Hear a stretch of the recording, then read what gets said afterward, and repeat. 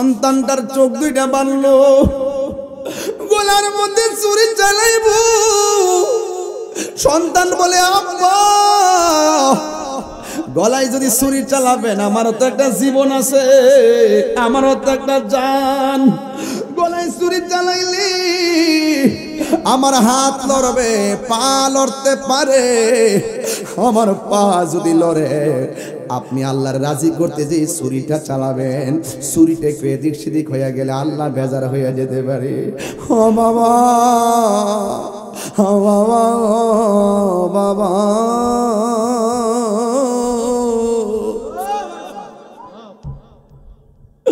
আমার চোখ দুইটা বাঁধছেন যেমন করে, আমার দুইটা হাত বেঁধে ফেলেন, আমার দুইটা পা বেঁধে ফেলেন, যেন আমার হাত না লড়ে, আমার চোখের দিকে তাকাইয়া যেন আপনার মায়া না লাগে, মায়া না লাগে, মায়া না লাগে।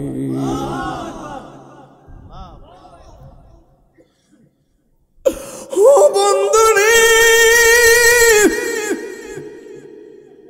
ও ব্রাহ্মণ পাড়ার বাবা,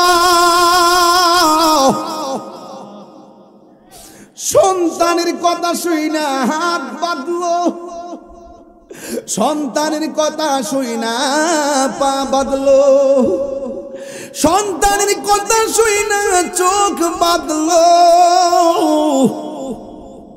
এবার ছুরিটা ভালো করে ধার করছে, গলায় যখন ছুরিটা চালাইব, সন্তান ডাক দিয়া কে আব্বা, আমি আপনারে বলছিলাম আমার চোখ বাঁধার জন্য, হাত বাঁধার জন্য, এখন আমি সুন্দর করে শুয়ে গেছি, আপনি আমারে ধৈর্যশীলের অন্তর্ভুক্ত পাবেন। আমার পায়ের বাঁধনটা ছেড়ে দেন, আমার হাতের বাঁধনটা ছেড়ে দেন, আমার চোখের বাঁধনটা ছেড়ে দেন। ডাক দিয়ে কই ফুতরে, তুমি কি নড়াচড়া করবা না? সন্তান ডাক দিয়ে কই বাবা, ও বাবা, আমার আপনি ধৈর্যশীলদের অন্তর্ভুক্তি পাবেন। আল্লাহর কসম, একটা চোখের পাতিও লড়বে না। ও বাবা, তুমি আমার হাত পা বাঁধলা কইলা কেন? আবার ছাড়তে কইলা কেন? ডাক দিয়ে কয় বাবা, আমি কেন হাত পা খুলতে বলছি জানেননি? যদি আজকে আপনি আমারে হাত পা বান্দা জবাই করবেন, তাইলে কিয়ামত পর্যন্ত মানুষ আপনারে কইব আমি জবাইয়ের মধ্যে রাজি ছিলাম না, রাজি ছিলাম না, রাজি। মানুষে মনে করবো আপনি আমার জুরে হাত পা বান্দা নির্দয়া হইয়া জবাই করছেন। ও বাবা গো,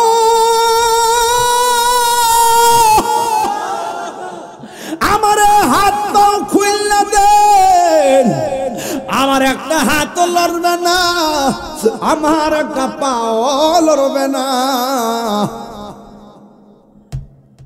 يا أبت فعل ما تؤمر ستجدني إن شاء الله من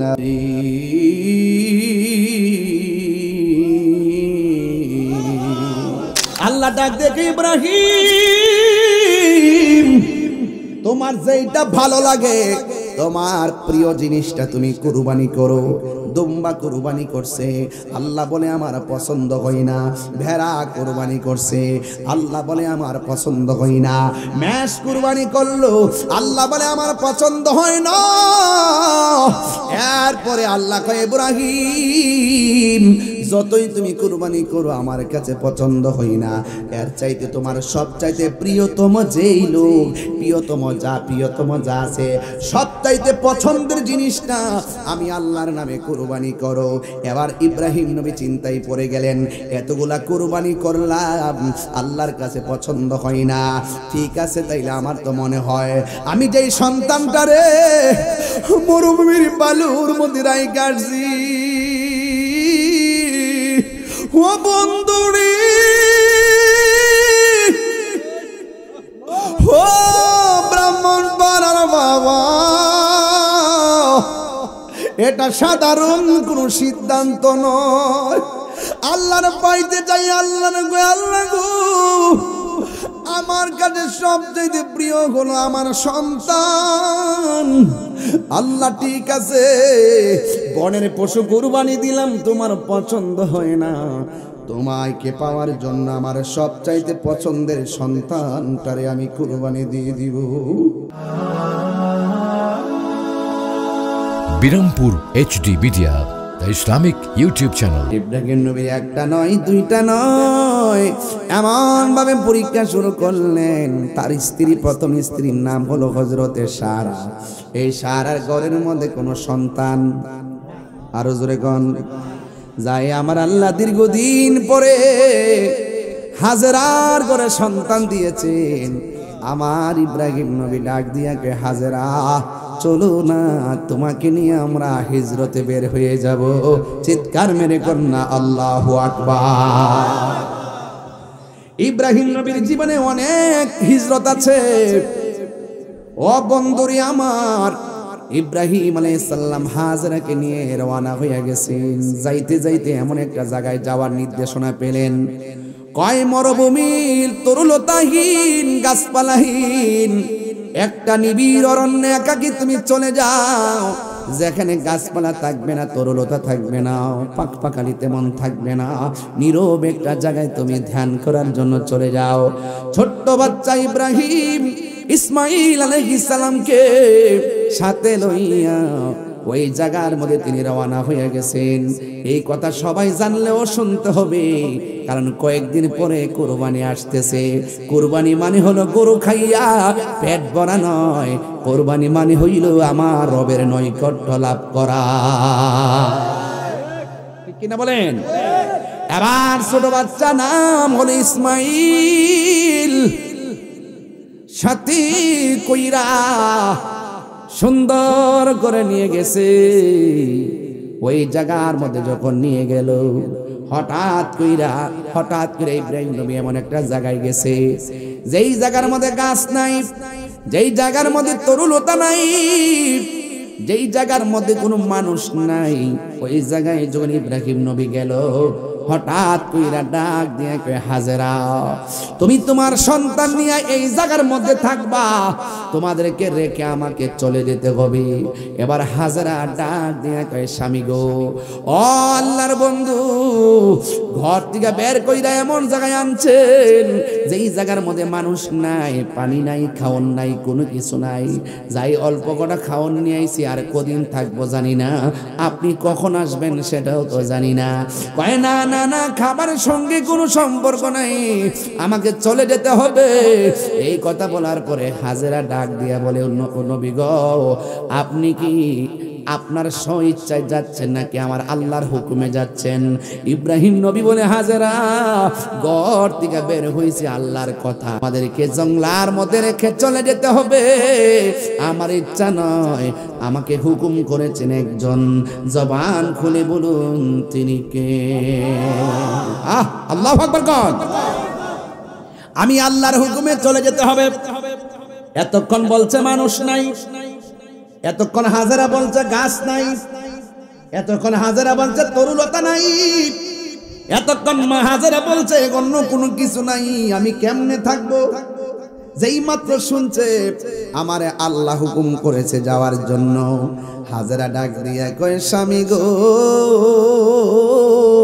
ও স্বামী আমার, আল্লাহ যদি আমাদের এই অবস্থা জানার পর আপনার হুকুম দিয়া থাকে, আর দেরি কইরেন না, আমরা এইভাবে রাইখে আপনি চইলা যান, নিশ্চয়ই আপনার রব আমাদেরকে না খাওয়ায়া মারবে না। তাহলে পরীক্ষা আছে না নাই? আরে বাবা, তুমি সন্তানরে গলা টিপে মাইরা ফলাইতাছো খাবারের ডরে। আল্লাহ বলছে, বান্দারে তোরা খাবারের ডরে সন্তান হত্যা করিস না। ঠিক কিনা বলেন? আওয়াজ করে বলেন, রিজিকের মালিক কে? যারে আল্লাহ সন্তানটা দেয়, আমার আল্লাহ রিজিক দিয়াই দুনিয়াতে পাঠাই। আজকে পুমকার আয়সা উস্তাবাজি দিয়া খাইলাম, দেশি মুরগি দিয়া খাইলাম। সবাই মনে মনে ভাবতেছে আপনি খাওয়াইছেন। না না না, আমার রিজিক আপনার লেখা আছে, আল্লাহ আপনার দিয়া গোছাইছে, আমার ফেরে ঢুকাইছে। আমার রিজিক আমি খাইছি, ব্যবস্থা করছে আপনারে দিয়া। কথা কোন ঠিক কিনা? এই জন্য খাওয়ার মধ্যে লস নাই। ভিক্ষু করে ভিক্ষা করতে আসলে যে যেইভাবে আসুক না কেন, এটার মধ্যে কোনো বাবা টেনশন করবেন না। জবানটা খুইলা কন, রিজিকের মালিক কে? রিজিক দেওয়ার মালিক কে? চিৎকার মেরে কন্যা আল্লাহু আকবার। এবার ইব্রাহিম নবী চলে গেছে হাজারা জনমানবহীন একটা নীরব জায়গায়। জবান খুলে কোন যার কেউ নাই তার কে আছে?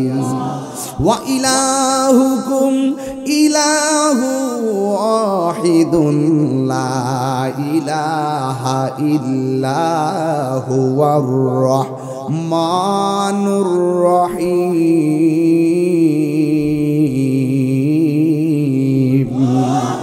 যার কেউ নাই তার কে আছে? ও যুবক, হাজেরা একলা সন্তানটারে লইয়া মরুভূমির বালুর মধ্যে দিন কাটে আর রাত কাটে। ডাইনি কোনো মানুষ নাই, বামে কোনো মানুষ নাই। হঠাৎ কইরা হাজেরা মরুভূমির বালুর মধ্যে থাকতে থাকতে আর খাবার শূন্যতার কারণে তার স্তনের দুধ শুকাইয়া গেছে, জিহ্বার পানিটা পর্যন্ত শুকাইয়া গেছে। আর সন্তানটা খাবারের জন্য ছটফট শুরু করছে। ওই সন্তানটা যখন কান্না শুরু করলো, এবার হাজেরা কয় আমার স্বামী কাছে নাই, ঘরের মধ্যে খাবার নাই, যা খাবার আনছিলাম সব শেষ হয়ে গেছে। এখন আমার সন্তান রৌদ্রের মধ্যে পানির জন্য কান্না করি, জিহ্বা মুখে ঢুকাইয়া দেয়, পানি খুঁজে পাই না। ও বন্ধুরে, স্তনের দুধ শুকাইয়া গেছে, কি খাওয়াবে? মায়ের সামনে সন্তান না খায়া যদি কষ্ট পায়, বিদেশ বিরাজ্যে যারাই আছে তাদের চাইতে মা জননী বেশি কষ্ট পায়, ঠিক কিনা? ও মা,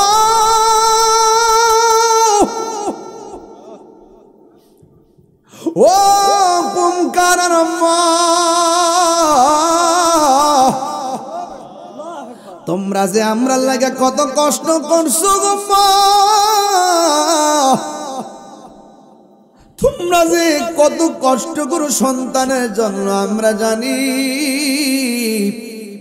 ও যুবক, ও আজ যদি 1 মিনিটের জন্য ভালো লাগে থাকে, গরু আইনা জবাই করলে কোনো লাভ হইতো না, কুরবানি দিলে কোনো লাভ হইতো না, যদি মার মনে হালকা কষ্ট থাকে।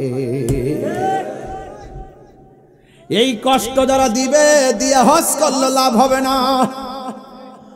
মাকে কষ্ট দিলে হজ করলে লাভ হবে না গো। মাকে কষ্ট দিয়ে কুরবানি দিলেও কোনো লাভ হবে না। মা তোর গোশত খাওয়ার পাগল না। মারে যদি কইতি আম্মা কোন গরু কিনতাম, লাল কিনতাম না কালো গরু কিনতাম, মা যদি তোরে কইতো ফুতরে যেটা ভালো লাগে এটা লইয়া, মা সবারে কইতো, কালো আনলো কইতো, সাদা আনলো কইতো, আমার ফুলা আমার জিগাইয়া গিয়া গরুটা কিনছে। এই ছোট ছোট কথাগুলো মা বাবার জন্য পাহাড় পরিমাণ সুখ, কথা কোন ঠিক কিনা? এই জন্য সন্তান বিপদে পড়লে অন্য কেউ কি বলে আমি জানি না, মার মতন দরদি আর কেউ নাই রে, মার মতো দরদি আর কেউ নাই। এবার হাজেরা সন্তানের না খাওয়া দেইকা পাগলির মতো একটা দৌড় মারছে। ডানে তাকাইছে, বামে তাকাইছে গো, কোথাও কোনো মানুষ নাই, পানি নাই, গর্ত নাই, কূপ নাই। ও বন্ধু, হঠাৎ করে দেখতেছে ঝর্ণার মতন পানি উঠতেছে। যেই পাহাড় থেকে পানি উঠতেছে সেই পাহাড়ের নাম সাফা। কি পাহাড়? দৌড়াইয়া সাফা পাহাড়ের মধ্যে গেল, যাইয়া দেখে কোনো পানি নাই। রৌদ্রের তাপের কারণে পাহাড়ের বালুগুলো ঝর্ণার মতো চিকচিক করছে। মা যখন দেখছে পানি নাই, বালু দেখা যায়, মনটা ভাঙ্গা গেছে।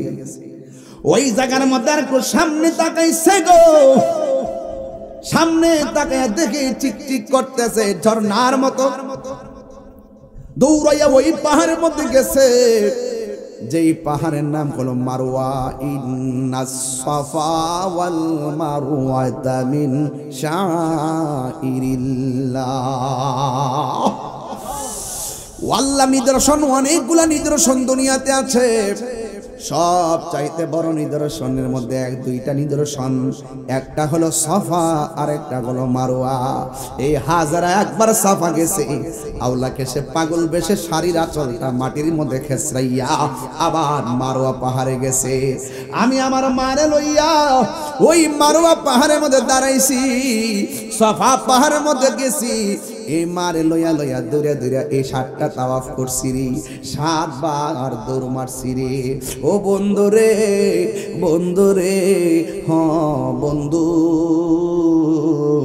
এই মারওয়া পাহাড়ের মধ্যে, সাফা পাহাড়ের মধ্যে এই হযরতে হাজেরা 7 বার দৌড় মারলো।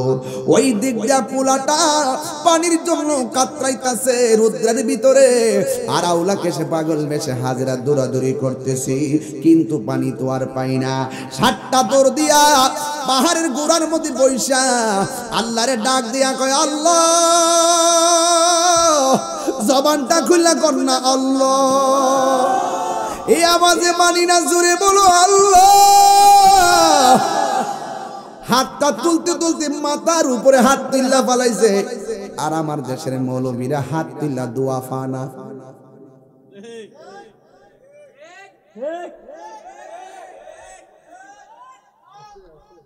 আসেনি হাত তুল্লা দোয়া করবো, ইডা লয়ও লাগাইছে বেজাল, ইডা লয়ও বেজাল। হায় হায় হায়, ইসলামটারে কাটতে কাটতে কাটতে কাটতে নাফিতের মতন হয়ে গেছে। নাফিতের কাম হলো চুল কাটা, আর এদের কাম হলো দিন কাটা, ইন্দুরের মতো কাটতে কাটতে শেষ করে নিচ্ছে। এই যে রমজান মাসটা আইলে দেখবেন কইব তারাবি 8 রাকাত, কত কইব 8 রাকাত, একবার কাটতে কাটতে তার নামাই লিছে। আর আমরা ফুলা ফান্ডে একটু পাগল, 8 টাকা তো সময় কম লাগে, এটাই বালা, বুঝলে হুজুরের বুঝবো, আমি কইরা লাই। হ্যাঁ সুবিধা, ওই বালা একটা কথা কইছে আমার রাজি, সুবিধা হাঁটি, আমরা সুবিধার মধ্যে নাই। আমার কথা হইল ইবাদত যত কষ্টই হবে, যত অসুবিধাই হবে, এটাই আমাদের সুবিধা। কথা বলেন ঠিক কিনা? যে ইবাদতে কষ্ট বেশি, সওয়াব কম না বেশি? আরো যেটা কম না বেশি?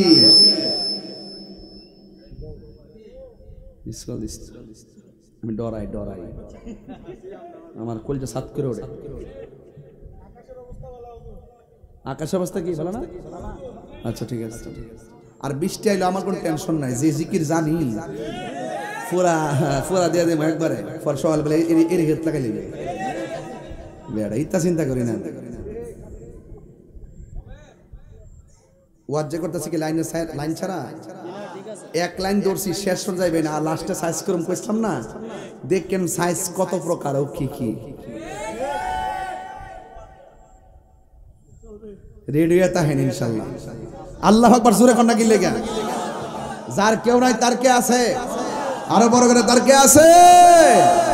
ও বন্ধুরি, কি দিয়া ওয়াজ বুঝাইতাম, হাজারা কয়টা দৌড় দিছে।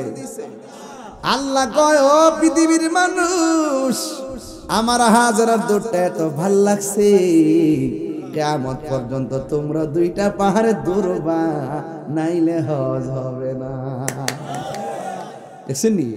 পাগলকে পাগল বলিও না, সব পাগল পাগল না, কিছু পাগলে মন আছে, যারা আল্লাহ নবীর প্রেমে দিওয়ানা। ঠিক কি না বলো? পাগল বেউরাই দো, পাগল কইয়া, পাগলের ভিতরে কি আছে এটা জানো নি মিয়া? ঠিক কি না বলে না কেন? এটা দুনিয়ার পাগল না, অর্থের পাগল না, চেয়ারের পাগল না, ক্ষমতার পাগল না, এরা রবের পাগল। খাইলো রব মাওলা, দুঃখে থাকলো রব মাওলা, কষ্টে থাকলো রব মাওলা, জ্বালাও পোড়াও যা করো করো, সহ্য করার ক্ষমতা দাও। চিৎকার মেরে কেন মারহাবা।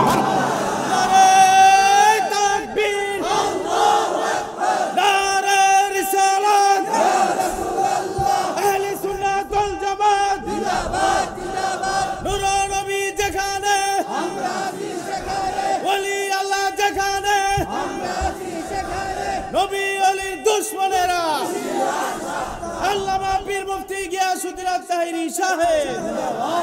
আল্লাহু আকবার, জোরে বলেন, চিৎকার মেরে করি ইয়া রাসূলুল্লাহ। তাইলে হজে গেলে সাফা মারওয়া দৌড়তে হয় কি হয় না? আরো জোরে হয় কি হয় না? হয়। এবার হাজরা দুইটা হাত তুলতে তুলতে মাথার উপরে উঠাইছে গো। আল্লাহ ডাক দিয়ে কয় জিবরাইল, আমার পাগলনি হাজারের কাছে যাও, দোয়া কবুল হইয়া গেছি। এবার তিনি একটা দৌড় মারলেন, সন্তানের কাছে চলে গেছে। যাইয়া দেখে সন্তান দুইটা পা সুন্দর করে লড়াইতেছে, পায়ের গোড়া দিয়া মাটির নিচ থেকে পানি বাইরিতেছে। এমন পানি বাইরিতেছে, ডান দিক যা বাম দিলে বাম দিকটা যায়, বাম দিকলা বাদ দিলে সামনে যায়, সামনে বাদ দিলে পিছনে যায়, চতুর্পাশে পানি আর পানি, যেন বন্যা লেগে যাবে। আমার যখন পানি আর বাড়তেছে, হঠাৎ করে হাজারা পানিরে ডাক দেখে, পানি রে থাম। যেই মাত্র থাম বলছে, সাথে সাথে পানিটা থেমে গেছে। ওই দিন যদি হাজারা এই পানিকে থাম না বলতো, সারাটা পৃথিবী আমার আল্লাহ জমজমের পানি দিয়া বাসায়া দিত। এই পানি এখনো আছে না নাই? বিজ্ঞান বলেন, পরীক্ষা নিরীক্ষা যাই বলেন না কেন, পৃথিবীর মধ্যে ডাবের পানি, খালের পানি, পুকুরের পানি, যত পানি আছে এই পৃথিবীর মধ্যে সব চাইতে বিশুদ্ধ মজার পানি হলো জমজমের পানি। ওই ইব্রাহিম ইসমাইল নবীর পায়ের গুড়া দিয়ে যে পানিটা বের হইছে, এই পানির নাম জমজমের পানি। ডাবের পানি, পুকুরের পানি, টিউবওয়েলের পানি দাঁড়ায়া পান করা হারাম। আর ওই জমজমের পানি এমন পানি, যেই পানি দাঁড়ায়া পান করা হলো সুন্নাহ। আল্লাহু আকবার বলেন না কেন? গেলান দিয়া বুড়ায় বুড়ায় লইছি বাংলাদেশ, মারে লইয়া গেছি ওই বদরের যুদ্ধ, এখানে ৮০-৮৫ মাইল দূরে, মদিনা থেকে বহুত দূর। আমার মারে প্রাইভেট কারে বইরা নিয়ে গেলাম। যাওয়ার পথে একটা কূপ আছে, কূপের নাম হলো বীরে শেফা। বীরুন মানে কূপ, শেফা মানে হলো আরোগ্য। এমন একটা কূপ আছে, কূপের নাম ওই শেফা। সাহাবীরা যখন বদরের যুদ্ধ থেকে ফেরার পথে পানি তৃষ্ণার্ত হয়ে গেছে, ওই মুহূর্তে নবীরে ডাক দিয়ে, ইয়া রাসূলুল্লাহ, পানি তৃষ্ণা লেগে গেছে, আমার নবী বলে এই কূপের ভিতর থেকে পানি পান করো। এবার সাহাবীরা মুখের মধ্যে পানি দিলেন। ইয়া রাসূলুল্লাহ, এই পানি তো বড় লবণাক্ত, দুর্গন্ধ লাগে, কেমনে খাবো? এক riwayতের মধ্যে পাইলাম, কাফের আগে জানতো নবী এখানে বিশ্রাম নিব, আর এখানে বিশ্রাম নিয়ে সাহাবারা পানি পান করবে, এই জন্য পানির মধ্যে বিষ মিশাই রাখছে, তারা যেন খায়া সেখানে মারা যায়। একটা riwayতের মধ্যে এটা রয়েছে। অথচ সাহাবীরা পানিটা মুখে দিয়েই দুর্গন্ধ, লবণাক্ত লাগে। এবার আমার নবীরে বলল, ইয়া রাসূলুল্লাহ, এত তৃষ্ণা, বুক ফেটে যায়, মাথার ছাতি ফেটে যায়, গলা শুকায়া যায়, কিন্তু আমাদের বড্ড মন চাইতেছে পানি পান করব। ওই মুহূর্তে আমার নবী বলে পানি পান করো। এবার তারা মুখের মধ্যে পানি নিয়ে ফালাইয়া দিলেন। আল্লাহর হাবিব উল্টা যাইয়া নিজের থুতু মুবারকটা ওই কূপের মধ্যে ফেলে দিয়ে বললেন, সাহাবীরা রে, যেই কূপের পানি লবণাক্ত লেগেছে, তোমরা সেই পানি এখন পান করো, আমি থুতু মুবারকটা দিয়েছি। সাহাবীরা বলেন, নবী গো, আপনি যখন কূপের মধ্যে থুতু মুবারকটা দিয়েছেন, আল্লাহর কসম করে বলি, অনেক স্বাদের পানি আর জিহ্বায় লাগে নাই। এই জন্য বিজ্ঞানরা বলতেছে, ১ নম্বর পানি হলো জমজমের পানি, ২ নম্বর পানি হলো বীরে শেফার পানি। ওই দিন আমি ক্যান্টিন, ছোট ছোট সাদা ক্যান্টিন দিয়ে বুড়াইয়া নিয়ে আসছি বাড়ির মধ্যে। ও বন্ধুরে, শুধু হজ করতে যায় ঘুরাই সাফিরেন না, এমন কিছু জায়গা আছে, এই জায়গাগুলো সুযোগে যায় ঘুরে আসবেন, কারণ এই সুযোগ সব সময় হবে না, ঠিক কিনা? এবার জমজমের পানি হইয়া গেছি, মা পানি পান করলো, এমন পানি উঠতেছে, পাক পাখালিরাও আসা শুরু করছে, পানি আছে। সুবহানাল্লাহ। যে জংলার পাশে পানি নাই, ওই জংলার পাশে পাশে পাক পাখালিরাও থাকে, না। এবার ওই পাক পাখালিরা এখন আসতে শুরু করছে, কিচিমিচি আওয়াজ, আর মানুষগুলো কাফেলা নিয়ে যায়। পাখির আওয়াজ শুন না, মানুষের আওয়াজ টের পাইয়া অনেক মানুষ এই পানি নেওয়া শুরু করছে। আস্তে আস্তে সেই জায়গাটা আবাদ হয়ে গেছে। এবার ইন দি মিন টাইমে ইব্রাহিম নবীর সন্তান ইসমাইল আলাইহিস সালামকে লইয়া হাজেরা যখন মরুভূমিতে বসবাস করে, মোটামুটি ইসমাইল আলাইহিস সালাম চলতে পারে, ওই মুহূর্তে ইব্রাহিম আলাইহিস সালাতু ওয়াস সালাম তিনি মনস্থ, তিনি আসলেন। কিন্তু আসার আগে কি করছে জানেন? আল্লাহ ডাক দিয়ে কার একটা পরীক্ষা, আল্লাহ ডাক দিয়ে ইব্রাহিম তোমার যেটা ভালো লাগে, তোমার প্রিয় জিনিসটা তুমি কুরবানি করো। দুম্বা কুরবানি করছে, আল্লাহ বলে আমার পছন্দ হয় না। ভেড়া কুরবানি করছে, আল্লাহ বলে আমার পছন্দ হয় না। মেষ কুরবানি করলো, আল্লাহ বলে আমার পছন্দ হয় না। এরপরে আল্লাহ কয় ইব্রাহিম যতই তুমি কুরবানি করো আমার কাছে পছন্দ হয় না। এর চাইতে তোমার সব চাইতে প্রিয়তম যেই লোক, প্রিয়তম যা আছে, সব চাইতে পছন্দের জিনিসটা আমি আল্লাহর নামে কুরবানি করো। এবার ইব্রাহিম নবী চিন্তায় পড়ে গেলেন, এতগুলা কুরবানি করলাম, আল্লাহর কাছে পছন্দ হয় না। ঠিক আছে, তাইলে আমার তো মনে হয় আমি যেই সন্তানটারে মরুভূমির বালুর মধ্যে রাই কাটছি, ও বন্ধুরে, ও ব্রাহ্মণ পাড়ার বাবা, এটা সাধারণ কোন সিদ্ধান্ত নয়। আল্লাহর পাইতে চাই, আল্লাহর গো, আমার কাছে সবচেয়ে প্রিয় হলো আমার সন্তান। আল্লাহ ঠিক আছে, বনের পশু কুরবানি দিলাম, তোমার পছন্দ হয় না, তোমাকে পাওয়ার জন্য আমার সবচাইতে পছন্দের সন্তানটারে আমি কুরবানি দিয়ে দিব।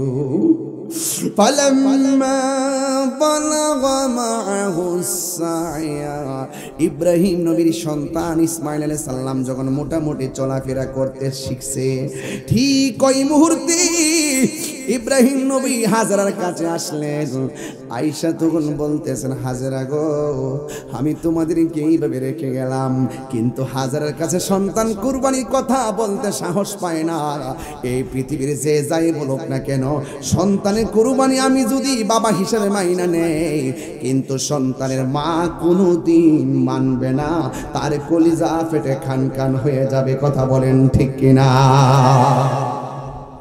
এই জন্য সন্তানটারে ইব্রাহিম নবী হাজরাকে না বইলা সন্তানরা ডাকছে, ইয়া বুনাইয়া ইন্নী আরা ফিল মানামি আন্নী আসবাহুকা ফানজুর মাজা তারা। ইব্রাহিম ও ইসমাইল, ও বাবা, হে আমার সন্তান, ইন্নী অবশ্যই আমি আরা দেখেছি, ফিল মানামি ঘুমের ঘরে, আন্নী অবশ্যই আমি আসবাহুকা তোমাকে জবাই করেছি, ফানজুরু মাজা তারা, এই ব্যাপারে তোমার মতামত কি? কিও সাধারণ খবর নাকি? গরু যে ঠাসকা চপ করে খাইলাম, ইতিহাস কি নাড়া দেয় না ভিতরে? কেমন মহব্বত লাগবে পশুটা কুরবানি করতে। এবার যেমন বাপ তেমন সন্তান। সন্তান ডাক দিয়ে কইয়া, আবাতি ফাল মা তুমার সাতাজিদুনি ইনশাআল্লাহু মিনাস সাবিরিন।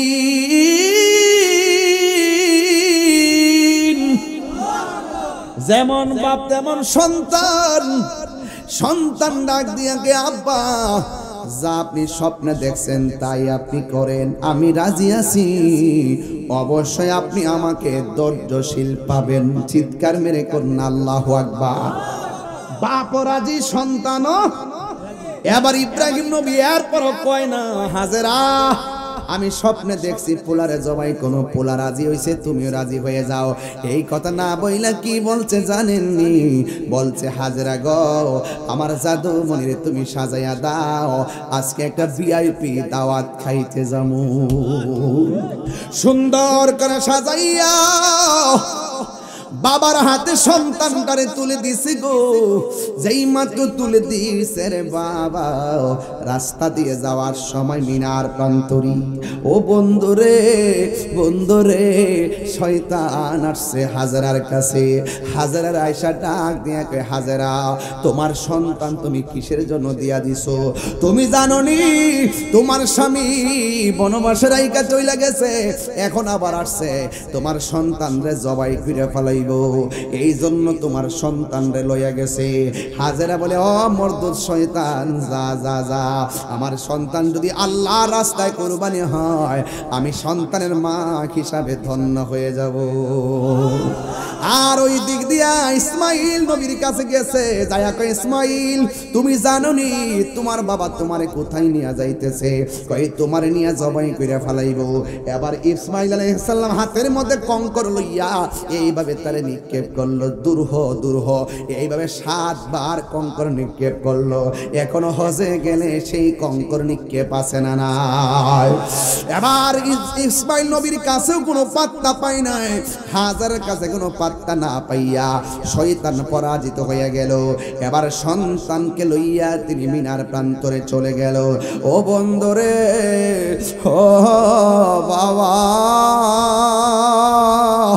আসমানটা যেন ভাঙ্গা পড়ে, আকাশটা যেন কান্না করতেছে।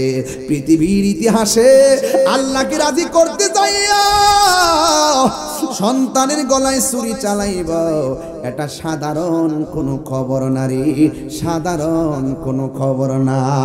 চিৎকার মেরে কন্যা আল্লাহু আকবার। এবার সন্তান কয়, বাবা ও বাবা কোথায় আনছো? কয় তোমার মিনার প্রান্তরে আনছি, এখন তোমাকে জবাই করব, তুমি কি বলো? ও বাবা আমি রাজি আছি। এই কথা বলার পর ওয়াতাল্লাহু লিল জাবিন, সন্তানটারে কাটকিরা মাটির মধ্যে শুয়াইছে।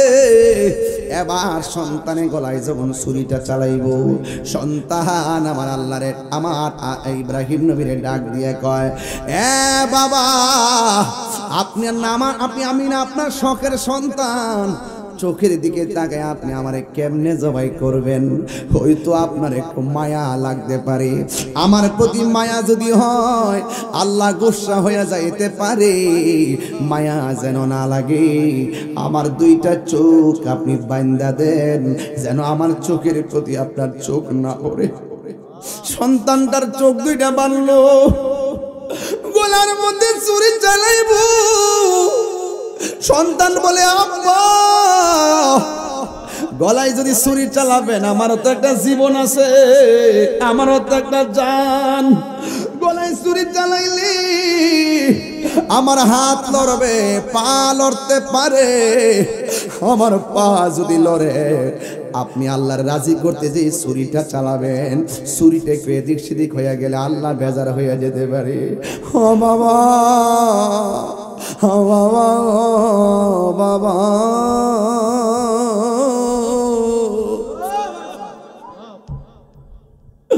আমার চোখ 2টা বাঁধছেন যেমন করে, আমার 2টা হাত বেঁধে ফেলেন, আমার 2টা পা বেঁধে ফেলেন, যেন আমার হাত না লড়ে, আমার চোখের দিকে তাকাইয়া যেন আপনার মায়া না লাগে, মায়া না লাগে, মায়া না লাগে।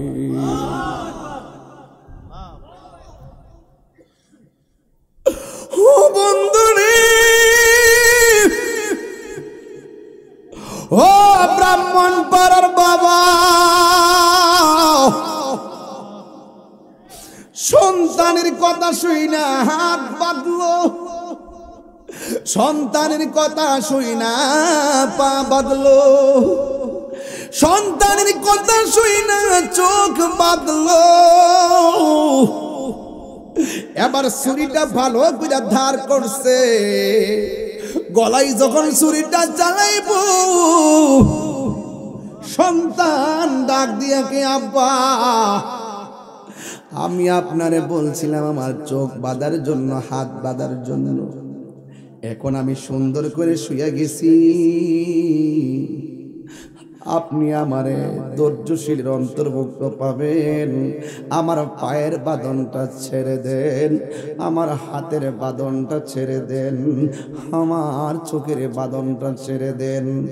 ডাক দিয়ে কই ফুতরে তুমি কি নড়াচড়া করবা না?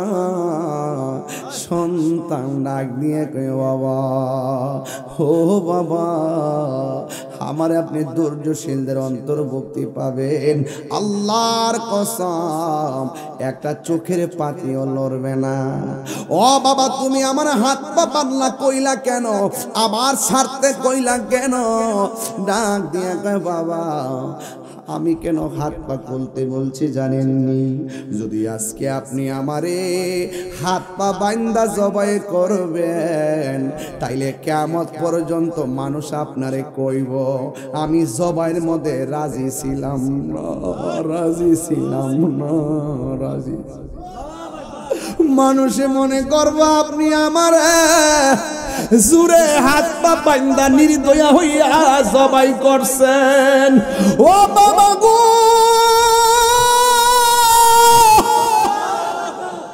আমার হাত পা খুলনা দেন, আমার একটা হাত লড়বে না, আমার একটা পাও লড়বে না।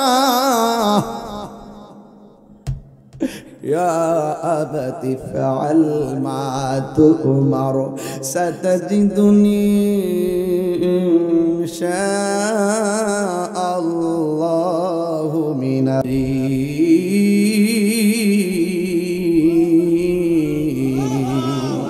প্রীতি শিখায়া কই গেলা লুকায়া এ তাহিরি করি কি উপায়, এখন বলো করি কি উপায়? ও মোর জালা রে জালা কি দিয়া নিবাই, দয়ালের প্রেম জালা অঙ্গ জলে ঝালা কি দিয়ে এনিবা। আল্লাহকে গন্ধম খাইস না রে, গন্ধম রেখে আদম রে ফিস কইলাম সারিস না। নবরঙ্গের রূপ ধরিয়া পাগল করিয়া এখন দয়াল রইলা কোথায়, এখন বলো রইলা কোথায়? ও মোর জালা রে জালা কি দিয়া হ্যানিবাই। সবাই কোন আমার সাথে দয়ালের প্রেম জালা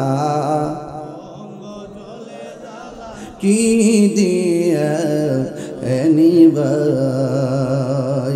একটা জবানও বন্ধ রাখবেন না, মজার কথা চিৎকার মেরে কন্যা আল্লাহু আকবার। আমার ধৈর্যশীলদের অন্তর্ভুক্তি পাবেন। হাত পা বান্দা জবাই করলে মানুষ বলবে আপনি আমার জোরে জবাই করছেন, আমি রাজি ছিলাম না। আজকে একটা কথা প্রমাণ দিয়া যাব, আপনি আমাকে জবাই করতে রাজি, আমি জবাই হতেও রাজি, একমাত্র একজনের জন্য। জবানটা খুলে বলেন তিনি কে? আওয়াজে মানি না, জোরে কন্যা তিনি কে? এবার ইব্রাহিম নবী হাতের মধ্যে ছুরিটা লইয়া গলার মধ্যে যখন ছুরিটা চালাইয়া দিবে, আল্লাহ ডাক দিয়া কই জিব্রাইল তাড়াতাড়ি জান্নাতের ভিতরে যা। সুবহানাল্লাহ বলে রে, কোথায় যাও কোথায় যাও? তাড়াতাড়ি জান্নাতের ভিতরে যাও। জান্নাতের ভিতরে যাই একটা দুম্বা নিয়ে আসো। জিবরাইল আলাইহিস সালাম এই দুনিয়ার মধ্যে 3 থেকে 5 বার দ্রুত গতিতে আসছে। একবার আসছে কোন সময় জানেননি? যখন ইউসুফ আলাইহিস সালাম রে তার 10 ভাই মিল্লা কুয়ার মধ্যে ফালাইয়া দিছে, কেউ দেখে নাই, ষড়যন্ত্র করে ফেলাইছে। আল্লাহ বলে জিব্রাইল দ্রুত যাও, ইব্রাহিম আমার ইউসুফ নবী কুয়ার পানির মধ্যে পড়ার আগে তুমি দ্রুত যাইয়া পাখাটা কুয়ার নিচে বিছাইয়া দাও। এই হলো তিনি একবার দৌড়ায় আসছে। আরেকবার কোন সময় জানেননি? যখন আমার নবী উহুদের জমিনে দন্ত মোবারক ভাঙছে, দাড়ি মোবারকের মাথা মোবারকের রক্ত মোবারকটা ঝরে গেছে, মাটিতে পড়ার আগে আল্লাহ কয় জিব্রাইল তাড়াতাড়ি যাইয়া রক্ত মোবারকটা হাতে লও। এই রক্ত মোবারক যদি জমিনের মধ্যে পড়ে কিয়ামত পর্যন্ত জমিনে গাছপালা হবে না। আর একবার হলো ইব্রাহিম নবী যখন ইসমাইলের গলার মধ্যে ছুরিটা চালাইবে, এই দেখেন ইচ্ছা মতো দেয়, ছুরি ঢুকে না। আল্লাহ অথচ এই ছুরি দিয়া পাথরের মধ্যে কূপ দিলে দুইটা ভাগ হয়ে যায়, কিন্তু ইসমাইলের গলা ঢুকে না রে বাবা, ইসমাইলের গলায় ঢুকে না। ছুরির জবান খুলে গেছে। আপনি আমার বলতেছেন ইব্রাহিম ইসমাইলের গলায় কাটার জন্য, আর আমার আল্লাহকে খবরদার, আমার ইসমাইলের একটা পশম ধরা যাবে না। আল্লাহু আকবার বলেন না কেন? ওই দিক দিয়া সন্তান ছুরির নিচে, আর জিবরাইল আলাইহিস সালাম জান্নাত থেকে দুম্বা লইয়া কয় আল্লাহু আকবার, আল্লাহু আকবার। আর জোরে কর না কেন? আল্লাহু আকবার, আল্লাহু আকবার। হঠাৎ কইরা ইব্রাহিম নবীর কানের মধ্যে আওয়াজটা আসছে, উপর দিকে কে জানে কইছে আল্লাহু আকবার, আল্লাহু আকবার। ইব্রাহিম নবী শুনে বলতেছে লা ইলাহা ইল্লাল্লাহু আল্লাহু আকবার। ইব্রাহিম নবীর কণ্ঠের মধ্যে যখন লা ইলাহা ইল্লাল্লাহু আল্লাহু আকবার শুনছে, সন্তান ওই ছুরির নিচে তাইকা বলতেছে আল্লাহু আকবার, আল্লাহু আকবার ওয়ালিল্লাহিল হামদ। চিৎকার মেরে কি আল্লাহু আকবার বলা যাবে না? এখন ওই তাকবীর আছে না নাই? আর জোরে কোন আছে না নাই? বলেন আল্লাহু আকবার, আল্লাহু আকবার, লা ইলাহা ইল্লাল্লাহু ওয়াল্লাহু আকবার, আল্লাহু আকবার ওয়ালিল্লাহিল হামদ। এই আয়ামে তাশরিক আছে না নাই? এটা পড়া সবার জন্য বাবা ওয়াজিব। চিৎকার মেরে কোন আল্লাহু আকবার। ও আমার বন্ধু, ও যুবকের দল, আমরা জীবন মরণ যা আছে, আমার সালাত আল্লাহর জন্যে, আমার জীবন আল্লাহর জন্যে, ঠিক কিনা? এই পরীক্ষায় পাশ করতে গেলে ধৈর্যের প্রয়োজন আছে না নাই? আর ধৈর্যশীলদের সাথে আল্লাহ আছে না নাই? এরই প্রমাণ আপনারা এই 1.5 ঘন্টা ওয়াজে পান কি পান নাই? যদি পেয়ে থাকেন তাহলে কোরবানি আসতেছে। এই কোরবানি মানি হলো আল্লাহর নৈকট্য লাভ করা। কার নৈকট্য লাভ করা? রাসূলুল্লাহকে প্রশ্ন করা হয়েছে, আর রাসূলুল্লাহ কোরবানি কি? রাসূল বলছেন এটা হলো ইব্রাহিম আলাইহিস সালামের সুন্নাহ। এটার মধ্যে কি ফজিলত রয়েছে? এই কোরবানির পশু জবাই করার পরে কোরবানির গায়ের মধ্যে যত পশম আছে সেই পরিমাণ নেক আল্লাহ দান করে। আল্লাহ বলছেন যে কোরবানির পশুর গায়ের গোশত এবং রক্ত আল্লাহর কাছে পৌঁছে বান্দার তাকওয়া। এই জন্য আমি বলছিলাম যার অন্তরে তাকওয়া থাকে, যার অন্তরে তাকওয়া থাকবে, আল্লাহর ভয় থাকবে, তাকে সেভ করার দায়িত্ব কার? ওয়ালামু আন্নাল্লাহা মাআল মুত্তাকিন। জেনে রেখো যাদের অন্তরে আমি আল্লাহর ভয় আছে, আমি আল্লাহ তাদের সাথে আছি। আর আমি আল্লাহকে যারা ভয় করবে, আমি আল্লাহ তাদের প্রতি সন্তুষ্ট হয়ে তাদেরকে একটা নয়, ওয়ালিমান খাফা মাকাম রাব্বিহি জান্নাতান, আমি আল্লাহ তাদেরকে 2টা জান্নাত দান করব। সেই জান্নাত পেতে গেলে পরীক্ষার দরকার আছে না নাই? আল্লাহ বলছেন ইব্রাহিম তুমি না আমার হাজেরাকে বলছো দাওয়াত খেতে আসছো, আমার হাজেরা যদি জিজ্ঞেস করে বাবা ছেলে মিলে দাওয়াত খেয়ে আসছো, আমার জন্য কি আনছো?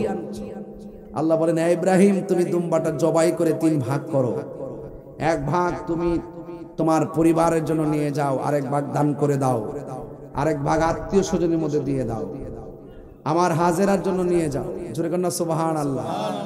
তো বলুন তো দেখি, আল্লাহকে রাজি করতে গেলে আল্লাহ যদি রাজি এবং খুশি হয়ে যায়, আল্লাহ আমাদেরকে নিয়ামত দেয় কি দেয় না? এর ধারাবাহিকতার নাম কোরবানি। খবরদার, বনের পশু নয়, মনের পশুত্বকে আপনি কোরবানি করেন। আপনার রিয়া, আপনার অহংকার, আপনার হিংসা, আপনার ক্রোধ, আপনার লালসা, আপনার দেমাগ, আপনার তাকাব্বুরি, এগুলোকে আগে দাফন করেন, কুরবানি করেন। এরপরে পশুর গলার মধ্যে বিসমিল্লাহি আল্লাহু আকবার বলে আপনি জবাই করেন। এই রক্ত মাটিতে পড়ার আগে আপনার কুরবানি কবুল হয়ে যাবে। তবে খবরদার, শুরুতে বলছিলাম যে আপনার বাড়ির গোশতের রান্নার গ্রান পাশের বাড়ির গরিবের নাকে যাওয়ার আগে আপনি কি করবেন? তার বাড়িতে তার অংশটা পাঠিয়ে দিবেন, যেন আপনাদের সাথে সমানভাবে সে এই খাবারের তৃপ্তিটা অনুভব করতে পারে। কথা বলেন ঠিক কিনা? তবে খবরদার, অনেকে কুরবানির পশুর গায়ের মধ্যে চামড়া রেখে চামড়া বিক্রি করে ফেলে রাত্রিবেলা। এটা করা যাবে না, এটা জায়েজ নাই। এটা কি নাই? জায়েজ নাই। জবাই করার পরে পশুর শরীর থেকে চামড়া আলাদা করার পর, জবাই করার পরে আপনারা এই চামড়া বিক্রি করবেন। রাজি আছেন সবাই? এইগুলো একটু মাথায় রাখবেন, ঠিক আছে তো ইনশাল্লাহ? তবে খবরদার, কোনো ধরনের সুদখোরের সাথে আপনি সম্পর্ক রাখবেন না। আপনার একটা লোক সুদ খাইতেছে, তার সাথে আপনি কুরবানির শেয়ার নেবেন না। এটা মনে থাকবে। একদম ফেয়ার এন্ড কেয়ার, কোনো ভেজাল নাই, এরকম লোক নিয়ে আসবেন, যার তাকওয়া ভালো, যার পরহেজগারিতা ভালো, যার ইবাদত ভালো, যে চলাফেরার মধ্যে ভালো, তার সাথে শরীক হবেন ইনশাআল্লাহ।